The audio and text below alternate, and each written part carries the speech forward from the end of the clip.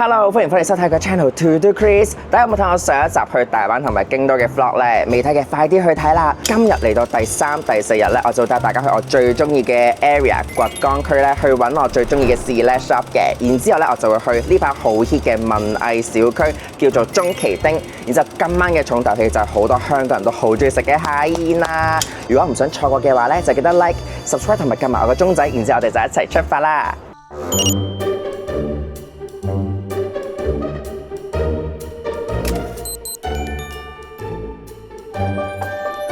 大家睇下後面嗰條人龍，我本身咧諗住今日第3日嘅第一餐咧就係嚟食喺心齋橋附近嘅一個國產黑毛和牛嘅壽喜燒烏冬啦。但係咧，其實我哋而家已經係佢未開門，我哋已經想嚟排隊㗎啦。但係咧，起碼要排第3、第4輪咧先至會輪到我哋啊。咁咧，但係今日嘅行程比較緊迫，所以咧我哋就放棄唔排啦。我哋就喺附近揾下有冇其他嘢食，然之後咧就去開展我哋今日嘅行街之旅啦。個心咧都仲係好想食烏冬啊！跟住咧，我哋就 search 到咧，其實喺啱啱嗰間壽喜燒烏冬附近咧都有一間日式烏冬咧，係塔比勒庫都幾高分喎，係3.57分嘅喎，高過3.5分咧，其實已經係幾好食㗎啦。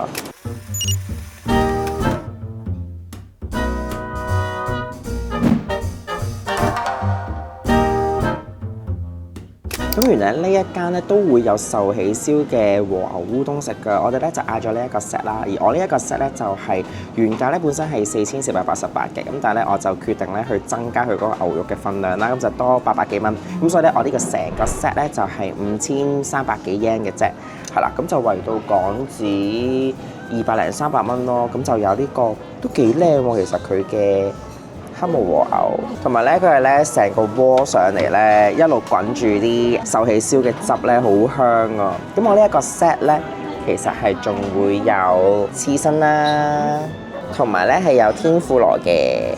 其實咧一路坐咗喺度都10零分鐘咧，都不停有行入嚟食咯。好彩我哋都入嚟得早。咁佢嘅肉咧，其實脂肪分布咧都比較多嘅，但係咧夾起上嚟咧似係急凍咗一段時間啦，但係咧佢又冇完全唔知啊，因為好碎，有啲碎有啲散啊，拎起嘅時候，但係個肉咧望落去係靚嘅，因為咧佢係脂肪勁多。咁但係咧我啱啱已經烚咗第一個啦，咁我蘸一個蛋漿試咗個牛先。係腍嘅，好香牛味嘅，唔好 expect 好似真係好似食人形丁金貝嗰類型咧，係成塊入口會慢慢溶嗰種感覺。試埋個烏冬先，個湯咧好濃啊，因為咧佢係用壽喜燒汁啦。個烏冬咧係好彈牙嘅，湯底咧好濃好濃。如果中意食重口味嘅話咧，呢一個壽喜燒烏冬鍋咧一定好啱你。我就略嫌佢偏鹹咗少少。啱啱咧就咁用個和牛咧落去烚兩下咧，咁就啱啱好啊反而。咁但係可能咧因為烏冬佢放喺度咧煮咗好耐，你見到咧成個烏冬咧都變咗做呢一個深啡色㗎啦，但都好食嘅。食完烏冬啦，啱啱咧其實咧係爆晒場嘅，我哋走嘅時候，然之後咧不停聽到附近咧係咁雪聲啦，因為個個食烏冬都食到雪聲啦。但係咧我哋見到咧，其實側邊嘅客人咧都係食冷烏冬嘅喎，咁可能咧下次真係嚟試嘅話咧，都可以試下呢一間嘅冷烏冬嘅。同埋咧啱啱收銀嗰個伯伯咧超好啦，佢真係指住我件衫，指住我啲飾物話 very beautiful， 搞到我好開心啦。咁咧而家咧我哋食完烏冬咧就行緊去喺心齋橋嘅一間select shop叫做 Garden 啦。咁 Garden 咧裏面都係全部日本品牌嚟嘅，係啦，咁就睇下又有冇嘢睇中啦。咁要去咧揾呢一間 Garden 嘅select shop 喺邊咧？其實就係喺大院對正飄馬，好大間飄馬過對面馬路啦。然之後咧一路行到嚟呢一個位，再轉左就會見到呢一間select shop 噶啦。等等 Garden 都幾大間嘅地鋪嚟嘅。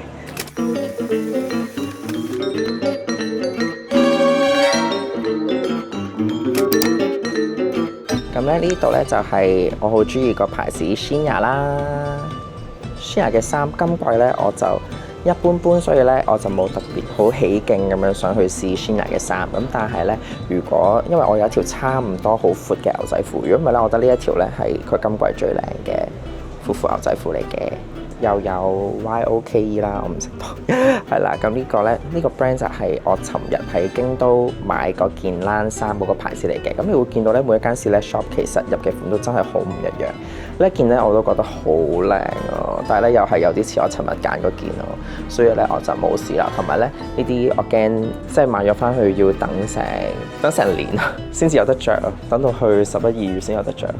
入咗嚟 Garden 咧攞咗幾套入嚟 fitting 試啦，跟住呢一件咧係新絲嘅一個外套嚟嘅，咁佢係好薄身。其實咧我諗夏天着都唔會太誇張，因為咧我裡面都係就咁着白背心啦，跟住咧我中意咧佢呢度咧個領咧係有啲皮位嘅 detail， 佢呢度咧又有個皮啦，所以有少少 Louis Vuitton feel。咁佢最特別咧其實係呢一條帶咧係直接拍呢一度。咁就有多一個立體感嘅。呢件好靚喎，因為佢又唔會話太長啦，咁就 casual 啲，其實夏天都絕對冇問題。好舒服喎，佢個料係好透氣啦，唔會好焗嘅。搖身一變咗另一個 style 啦，咁呢一個咧都係日本牌子 I 字頭唔識讀啦，咁佢做嘅恤衫同埋西褲咧都係偏少少闊啦，咁有少少特別嘅設計嘅，好似呢一個咧，你會見到咧件恤衫前面咧會有呢一個章啦，我覺得有少少似 Jil Sander嘅感覺嘅呢個牌子，咁但係咧佢嘅布料咧都係好輕身好舒服，但係其實佢價錢咧都偏貴，當然冇 Jil Sander咁貴啦，咁但係呢一件咧圍到港紙都要2000蚊㗎。我又買咗嘢啦，喺 Garden 度，我好中意佢呢個環保袋。其實上年咧我嚟買嘢嘅時候咧，我已經有呢個環保袋咧，都會 keep 住攞出街用嘅。買餸真係好方便嘅。行完Garden咧，我哋而家咧就行緊去我成日提嘅掘江區啦。咁佢有分南掘江同埋北掘江嘅，哇冇翹口喎，竟然講得。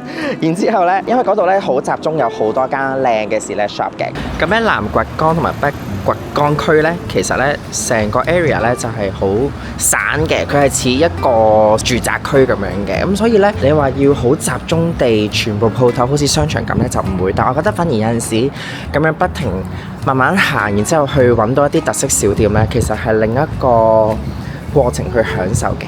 咁而家行到過嚟咧，呢一間 Wallace and Huron 咧，就係我上年嚟嘅時候咧買咗超多衫嘅鋪頭啦。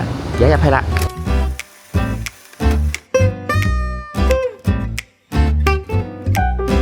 入咗嚟啦！呢一間咧啲品牌佢哋揀嘅款咧係簡單得嚟啦，但係咧好好襯嘅。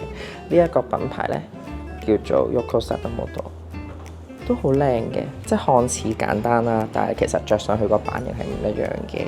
佢有 Grounds 嘅鞋腳，睇下幾得意。我有一對佢嘅黑色波鞋嘅，但呢個咧係佢最新款嘅涼鞋。跟住咧係福岡咧，我哋買咗嗰個牌子 I Am Here 咧，呢度都有㗎。佢咧呢條褲全部都係佢嘅最新 collection 嚟嘅，我自己就覺得呢條牛仔褲超型。佢都有除咗日本品牌咧，佢都有啲外國嘅 brand 嘅。Amashi 真係好貴，但係好靚喎。呢一件都要7萬日圓。本身咧，我以為 Shinya 今季咧我係冇乜嘢睇啱㗎嘛，但係咧呢一間 Select Shop 咧，佢入咗呢一件冇袖嘅恤衫，好靚，個着出嚟咧係好似好闊咁樣啦，但係咧佢嗰個袖位咧係喺中間呢一個位走出嚟嘅，所以成件就好似袍咁樣嘅，有少少蝙蝠袖嘅感覺嘅。呢件好靚喎，因為佢咧佢個 materials 咧摸落去我就以為一定會好唔舒服啦，但係着上去又唔係喎，即係因為佢係偏硬身啲嘅質地嚟嘅，但係着上去咧其實又唔係唔舒服喎。我哋行完啱啱嗰間 Wallace and Huron 啦，個店員係超級 nice 啊！上年咧我哋都係因為俾店員嘅熱情啦，跟住令到我哋對呢一間 Select Shop 咧勁深刻印象啦。因為咧佢哋咧係會有一部咧好得意嘅，好似暖蛋咁樣嘅即時翻譯機啦。咁撳實咧佢講日文就會即刻 show 翻英文出嚟啦。咁我哋咁樣溝通其實都幾搞笑嘅，但係個店員真係好 nice 好 nice 啊！咁而家咧我哋就去緊佢嘅姊妹店啦。咁佢嘅姊妹店咧就係 WM。咁呢間姊妹店咧佢賣2個品牌嘅啫。咁而呢2個品牌咧都係啲性價比超高嘅。如果啱啱睇嘅入牌，你見到可能動輒都要1500蚊港紙一件啦。咁但係咧，而家我哋去緊嗰間咧，佢就會係可能幾百蚊就已經有交易㗎啦。咁所以咧，我哋而家就去緊嗰度啦。咁去緊嗰間姊妹店嘅途中咧，都會經過呢一間叫做 The Elephant 嘅。咁咧佢係我咧點解我會識佢咧？因為咧我睇開一個咧好受歡迎嘅一個講男裝嘅 YouTube channel 啦。咁係3個日本 model去開嘅 channel 嚟嘅，叫做 Hours。咁然之後咧佢都有介紹到呢一間嘅。咁但係咧我望落去咧，好似個 style 太花呢碌咧，我就唔太啱我，所以我哋就直接出發，繼續去揾個姊妹店啦。經過呢個桃太郎 Jeans， 見到呢一個公仔超得意，係主要賣牛仔褲嘅。咁呢度咧呢一間 Select Shop 咧，你係要行樓梯上去嘅。咁但係咧佢嘅 style 咧都係偏 rock 啲嘅，咁所以咧我就唔上去睇住啦。咁之後咧我哋轉過嚟咧，一路向前行就會到我哋嘅目的地。好，咁喺正082家隔離咧就會有呢一間食 pizza 啦，跟住咧呢一間細間叫做 WMWM 嘅咧，就係我哋要揾嘅姊妹店啦。入去睇下先。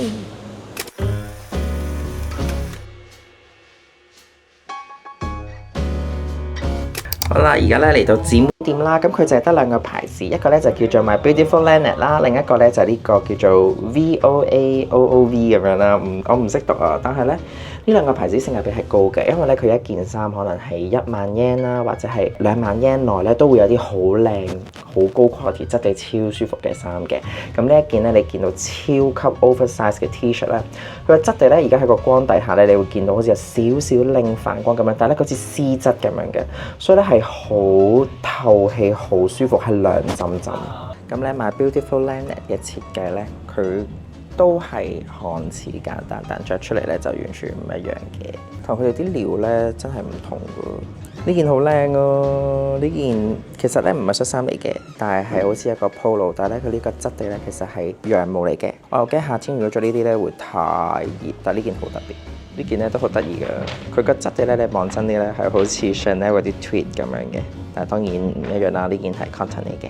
喺姊妹店又買咗衫啦，咁我哋買咗3件衫，其實夾埋都係38,000 yen 啦。咁雖然呢一間嘅唯一缺點咧就係佢冇得退稅嘅，咁但係今日嗰個 yen 嘅破咗呢一個歷年最低位啦，5.09咋，咁所以就好啦，都買啦。咁其實38,000 yen 3件衫都係千幾蚊咯，1000幾蚊3件，每件幾百蚊咁樣，我覺得係絕對係合理同埋係抵買嘅，係啦。咁而家咧我哋就去埋喺南北角江咧，我哋去埋第3間 Select Shop 咧，我哋就出發去呢個中崎町噶啦。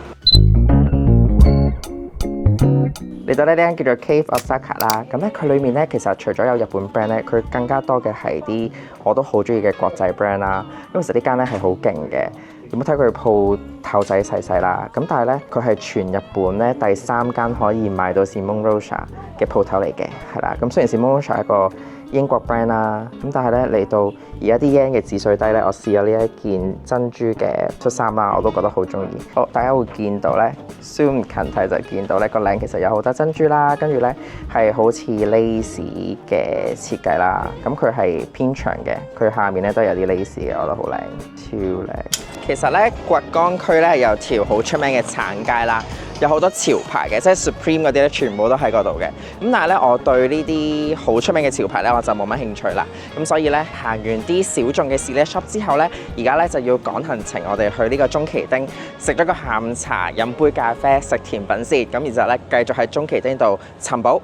要去中崎町嘅話咧，我哋搭翻鐵啦嚟到梅田站出嚟，然之後咧就向住阪急 Mans 同埋摩天輪咧呢一個出口出嚟，再行咧就會到㗎啦。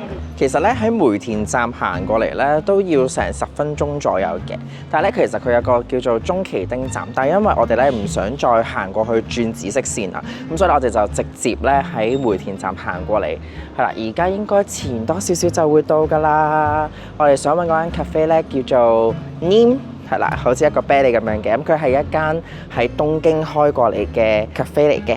希望唔使排好多人啦。我哋到啦，就係呢一間啊，要排一陣嘅。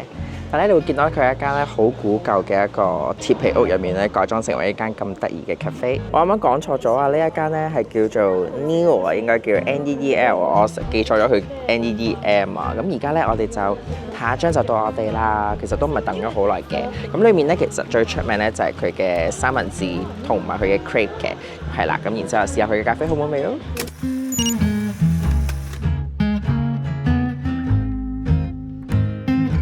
我哋兩杯嘢飲到咗啦，咁呢一間 cafe 嘅最 signature 就係佢個 logo 咧，有個好得意嘅手繪嘅啤梨嘅。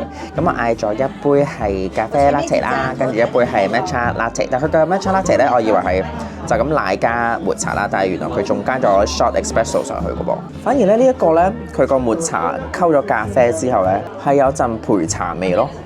好搞笑喎！反而如果要講特別嘅話咧，呢一杯 matcha latte 會特別過就咁普通 latte。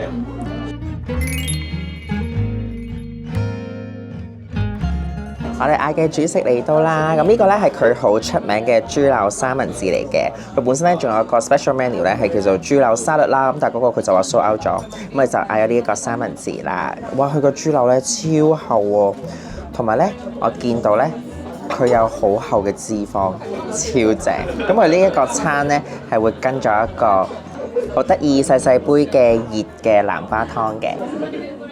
哇！南瓜湯好好飲喎，好香喎！因為咧佢個南瓜湯上面咧加咗啲炒香咗嘅蒜頭同埋香草咧，加埋落去咧個南瓜湯嘅甜味咧好好飲喎。反而個南瓜湯雖然得咁細杯，大家睇下個豬柳三文治，好齊我嘅脂肪啊！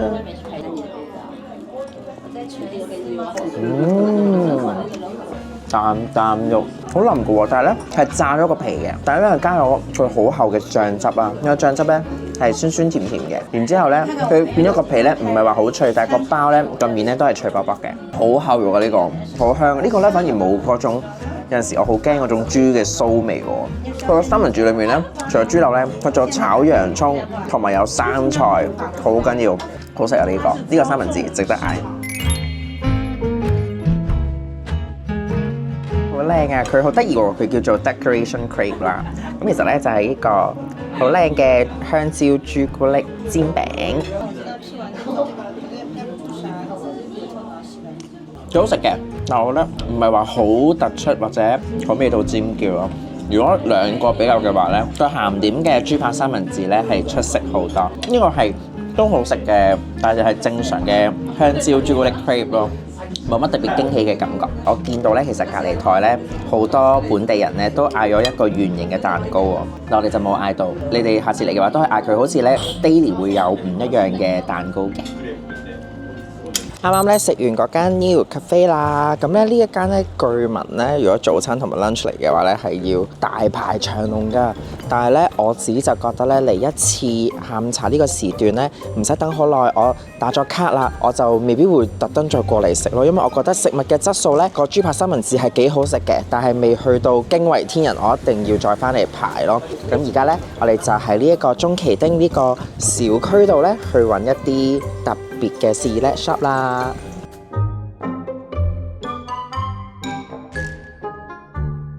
大家咧見唔見到咧呢個中旗丁 area 咧？所有建築物咧都好似咧好復古咁樣啦，因為咧佢哋係保留咗咧昭和年代嘅建築㗎。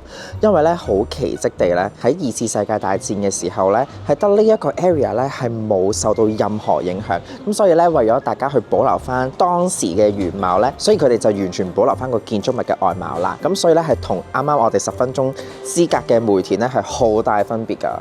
咁然之後咧，我哋經過見到呢度有一間係好出名食布甸嘅，係啦，我哋決定又食啦，因為啱啱個 pancake 有少少失望，所以咧要滿足我食甜品嘅胃，我哋就決定去食布甸啦。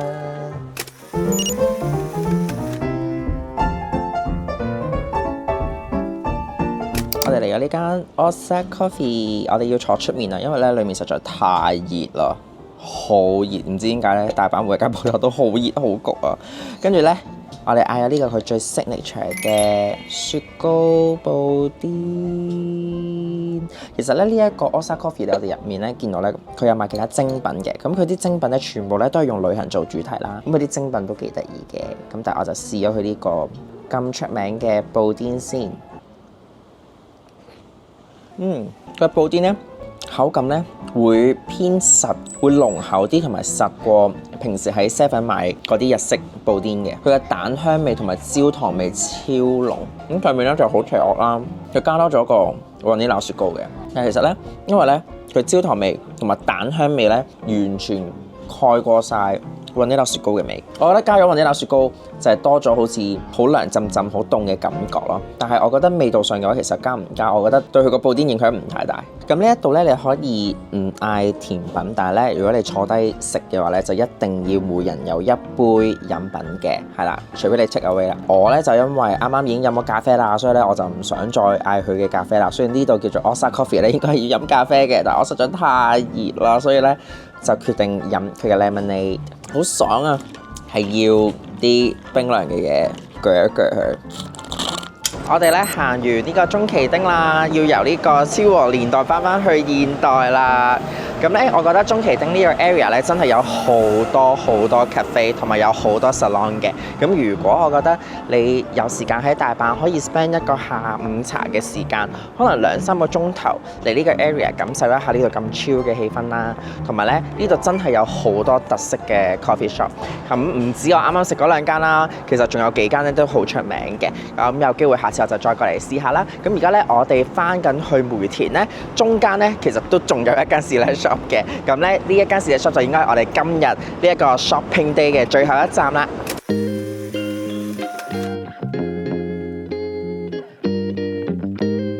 上到嚟2樓之後咧，你會見到咧呢一間係比較大嘅，佢嘅款式咧都好多。基本上咧比較出名，定係一啲咧比較冷門嘅日本牌子咧，呢一度都會揾到㗎。同埋咧，佢嘅鞋嘅 selection 都幾多，因為其他 selection 咧係冇咁多鞋嘅，但係咧佢呢度咧有齊 Hand Skin 呢一個好紅好 hit 日本做皮嘅品牌。佢係將真皮咧變做好似 Air Force 咁嘅形狀啦。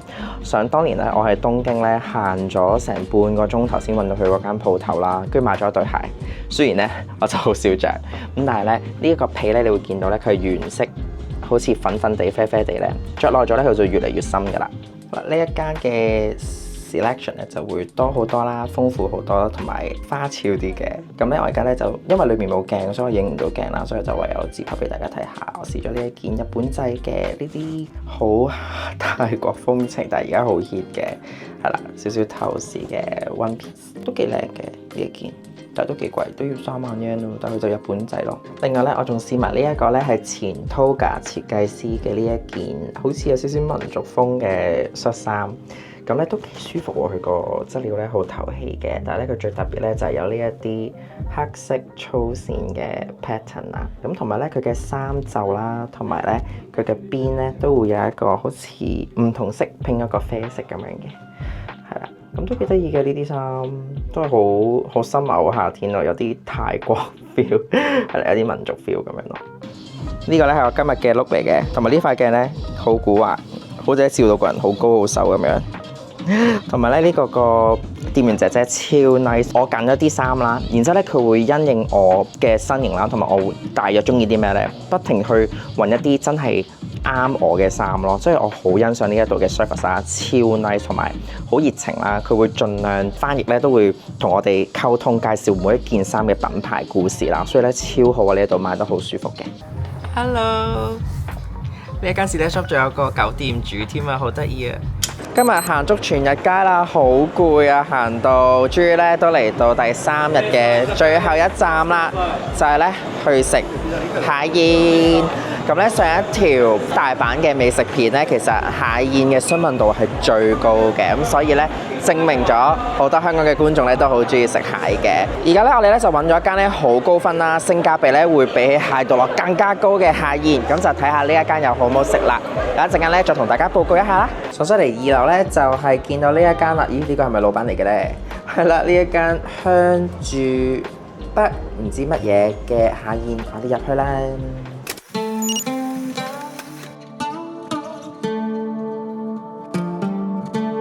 好啦，我哋啱啱咧坐低咗咧，我諗幾分鐘之內咧，佢就捧咗一隻好大隻嘅紅雪蟹俾我哋影相啦。咁影完相之後咧，好快佢就上咗我哋第一個前菜啦。咁其實咧呢一間咧，你係有可以揀幾個 level 嘅 set 嘅，我哋就揀咗最平嗰個 set，因為咧佢有個最貴叫做黃金蟹嗰個 set 咧，要成9萬幾yen一個人啊，即係為到港紙成5000蚊一個人啊。咁我哋就唔捨得食嗰個啦，咁我哋就試下佢最平嗰個，睇下佢嘅質素如何先。咁最平呢一個咧，其實我冇記錯就係13,000 yen嘅啫，所以咧為到港紙其實500零600蚊咁樣咧，我就覺得應該性價比會高嘅，因為咧嚟到個格局咧，雖然咧鋪頭咧就細細地啦餐廳，咁但係咧都好有格調嘅。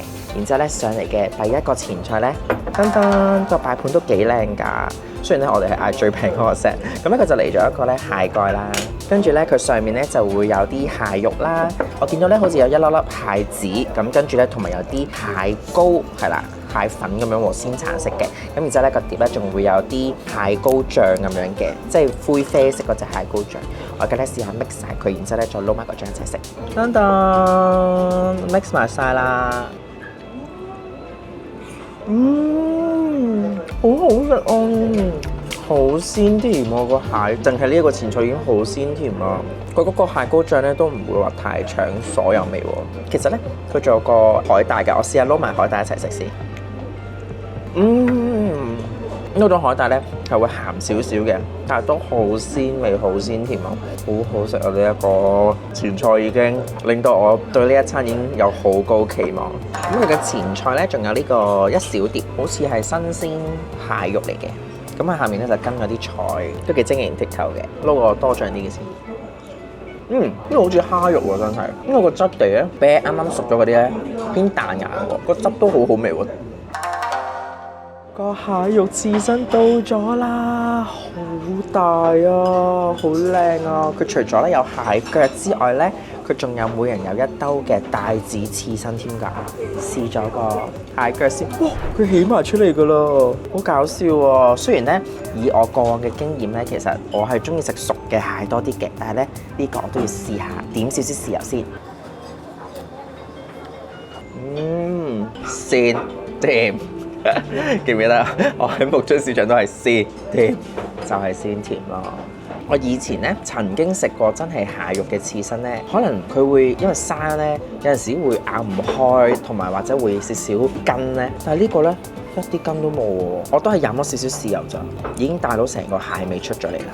仲有呢一款魚嘅刺身，魚嘅刺身咧，其實我多數都係食三文魚同埋拖羅嘅。咁多數呢啲類型嘅魚，除咗燒平毛魚之外咧，我就好少食嘅。咁但係試下，因為我好驚腥。唔腥喎，一啲都個肉質仲好彈牙添喎，係彈牙喎。呢個刺身嘅肉質好食過，反而呢個好食過帶子添喎。呢個刺身。好啦，跟住咧就係上咗佢叫做陶板燒，咁咧就係喺一個陶瓷好薄身嘅陶瓷啦，然之後咧上面就好香喎呢個，我都係中意食熟蟹，係啦，我中意食熟蟹。咁咧佢就建議我哋咧可以點醋嘅，咁我見到佢就分咗有白色同埋有黑色，白色嗰個咧應該係白醋啦，然之後咧黑色嗰個咧就應該係柚子醋嚟嘅，好香喎個柚子醋，點呢個柚子醋。好爽啊！啲蟹肉好爽，個蟹味咧果然咧係熟嘅蟹肉咧，個味道係出好多，突出好多。蟹肉刺身真係食佢嘅鮮甜味，食熟嘅蟹肉咧就真係食到蟹嗰個香味。呢個陶瓷燒好好食。跟住咧，再上呢一個咧就係甲羅味噌燒啊！咁因為咧我哋嗌呢一個咧係最平嗰個套餐啦，咁所以咧就係兩個人咧 share 一隻嘅，咁就試下呢一個味噌燒先。味噌燒好濃嘅蟹膏味，超濃。呢個我略嫌佢有啲鹹。如果你真係好重口味嘅話咧，呢個咧要嚟撈飯咧就冇得彈啦。但係如果就咁得嚟齋食嘅話咧，真係有少少鹹咯。如果有個白飯就 perfect 啊！我順便咧都可以提埋大家咧，因為咧我知道咧上一間我哋介紹嗰間雅宴咧，其實有觀眾都反映翻咧，原來咧嗰間餐廳咧係唔接受小朋友去進食啦，同埋咧係唔可以一個人咧去 booking 嘅。咁咧，但係我哋啱 double check 咗咧，我哋今日介紹嘅呢一間咧係小朋友係無人歡迎啦，同埋咧你一個人嚟食咧都可以嗌到你要食嘅下宴餐嘅。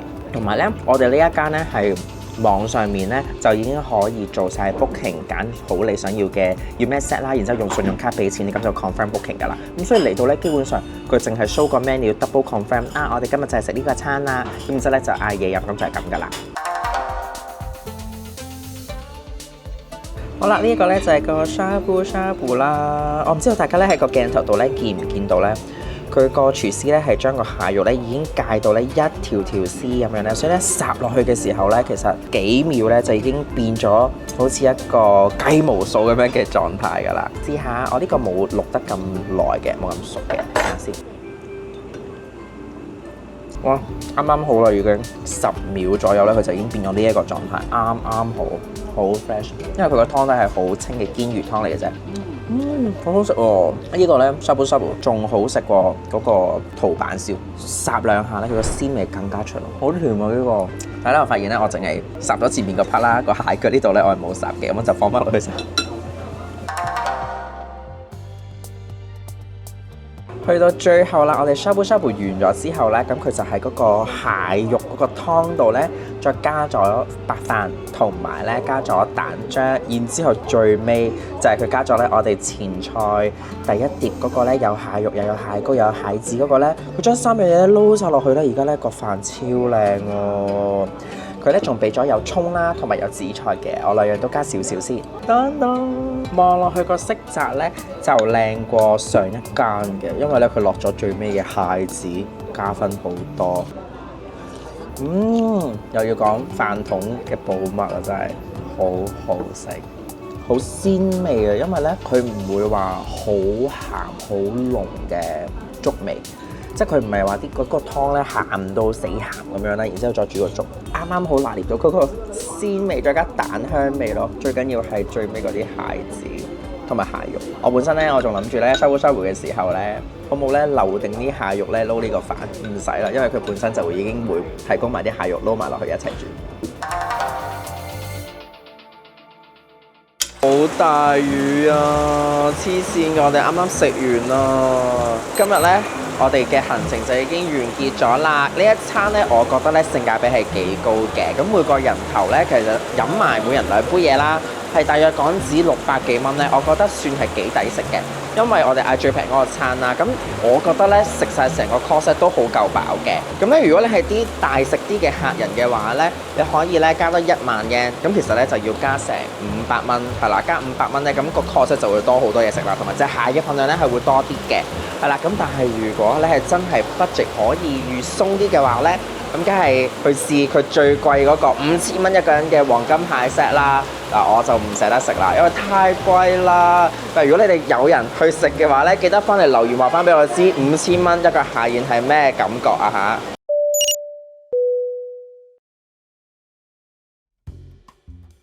好啦，俾大家睇下呢一間酒店嘅早餐啦。入到嚟正中間咧就係呢一個嘢飲嘅 area 啦。咁基本上果汁啊、咖啡啊、smoothie 啊都有嘅。咁呢度咧就有蘋果水飲添喎，比較特別嘅，係啦，即係佢會用啲水果浸啲水出嚟啦。因為咧呢一間咧係泰式嘅餐廳嚟嘅，所以要見到咧有一個 corner 係泰 street food 啦。呢度咧會有啲魚仔啊、泰式嘅白粥啊、炒麵啊。呢度咧就有水果嘅，隔離咧就係西式嘅。西式嘅有嗰啲腸啊、煙三文魚啊，呢個咧得有個幾得意喎，係粟米湯喎。然之後呢度咧就係我一定會食嘅 egg station 啊，有腸仔啦、煙肉啦，呢個係薯粒波波啦。咁咧如果你中意食就咁太陽蛋嘅話咧，佢就會煎定喺呢一度嘅。隔離咧仲有沙律啦，呢度咧仲會有一個 seafood 嘅 counter 嘅。呢個 seafood counter 咧，其實如果早餐嘅話咧，下面全部咧都係日式嘅食物嚟嘅。咁會有味噌湯啦，有肉子啦、魚啦、燒雞扒啦，有啲炸物啦，跟住就有啲葉物嘅。咁正中間嘢飲嘅後面咧，就會係呢一個麵包嘅 section 啦。咁佢正常牛角包啊、朱古力酥啊、cupcake 啊都會有嘅。咁我覺得細心嘅咧係佢除咗可以有多士機之外咧，譬如話牛角包呢一啲咧，其實咧都可以 heat 翻熱嘅。因為其實好多酒店嘅麵包 section 咧，佢都冇得俾你去整翻熱其他包，就可以整多士嘅。咁隔離呢度咧就有啲醬啦。咁如果你中意食乳酪啊、飲奶啊，就可以喺呢一度啦。咁呢度咧都會有啲 cereal 嘅。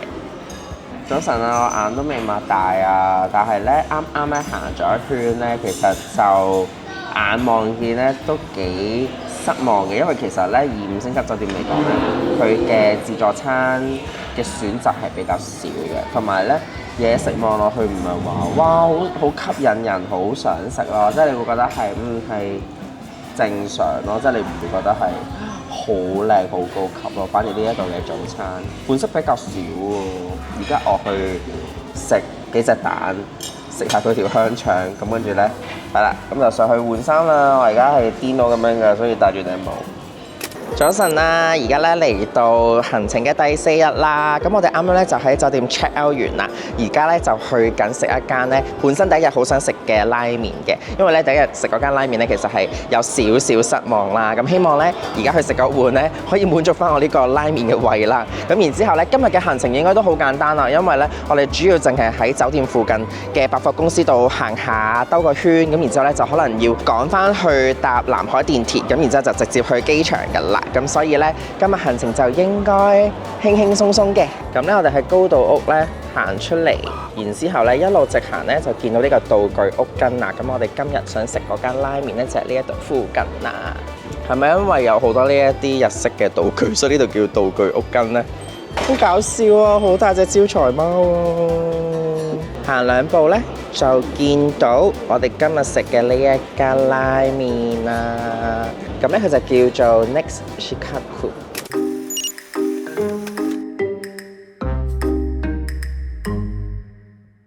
咁咧入去之前咧，我哋就用呢一部機咧點咗餐先嘅。然之後咧，我就決定試佢呢一個就係蠔嘅白雞湯加牛肉壽司，係啦 ，exactly 就係呢一個。呢度咧唔收現金㗎，就係收卡㗎咋，都有佢嘅方便嘅，直接碌卡，唔使咁多神沙，唔使等位啊，好快咧就已經可以入到嚟啦。咁然之後咧，大家見唔見到咧？後面有一個好靚，好似 LED 嘅藝術裝置。大家有冇睇我上一年去京都嗰條片？我咪介紹咗一間 teamLab 同埋一個素食拉麵嘅合作咧，佢嘅環境同裝修咧係 exactly 一樣㗎。邊個差邊個我就唔知啦。咁但係今次咧，我哋就坐喺吧台咧對鄭師傅煮拉麵嘅。大家可以見到後面有啲好靚嘅電子嘅藝術啦。然之後咧，佢個台面咧其實就同京都嗰間一樣咧，佢係抹到好靚立立，好似有個反射嘅效果嘅。但係環境咧就細細間咁樣咯，就唔係坐到好多閒嘅啫。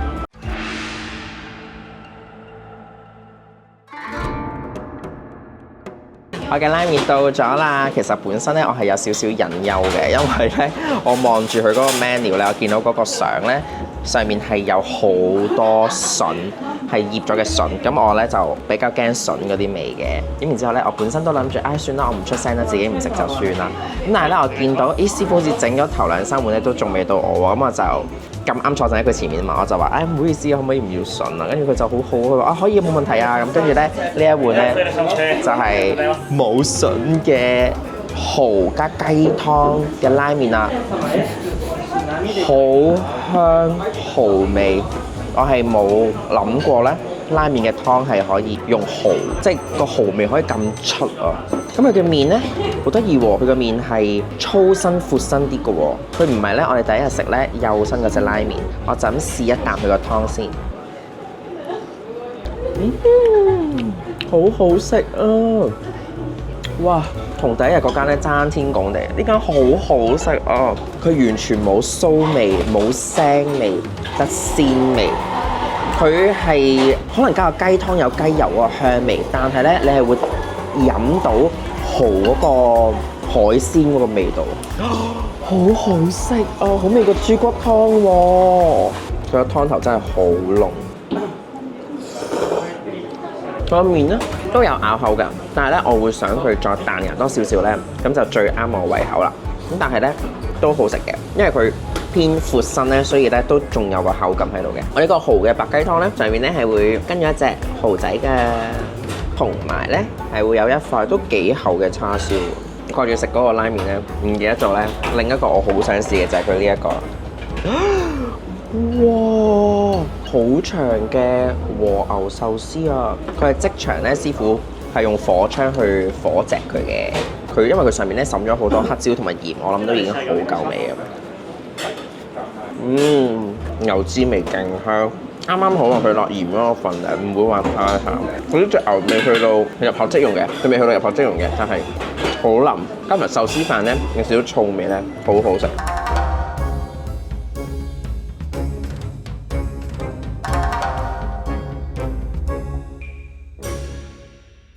係咪好奇怪？點解啱啱食完拉麵咧就完全消失咗，直接搭鐵食麥當勞去機場咧？因為咧而家啲 yen 咁抵啊嘛，我哋就諗住啊，不如去真係去比較下，究竟而家嘅 yen 買名牌同香港買名牌究竟係爭幾遠咧？如果你想睇我去格價名牌攻略嘅話咧，就記得去睇我嗰條片啦，應該就出咗㗎啦，如冇意外。我想講咧，我好中意日本嘅麥當勞咧，除咗啲嘢食好好食之外咧，就係佢嘅 lunch 咧，你係可以揀一係要薯條，一係要麥樂雞嘅。我就梗係揀麥樂雞啦，同埋咧佢好好喎，佢有烏龍茶跟餐喎，咁就冇咁流咯，係啦。咁我就試佢呢一個嘅最新嘅油淋雞麵包啦。我終於都到咗機場啦 ，check in 晒入晒關啦。我呢個4日3夜嘅生日驚喜之旅咧，終於都要完結，要翻香港面對現實啦。我呢幾日咧收到好多嘅生日祝福，所以喺度咧多謝喺 YouTube 啊同埋喺 IG、Facebook 有留言祝福我生日快樂嘅咁多位觀眾朋友啦。希望咧我今次咧用 Vlog 嘅形式咧，就帶大家不停去行街同埋買衫咧，唔會悶親大家啦。我哋下條片再見啦，拜拜。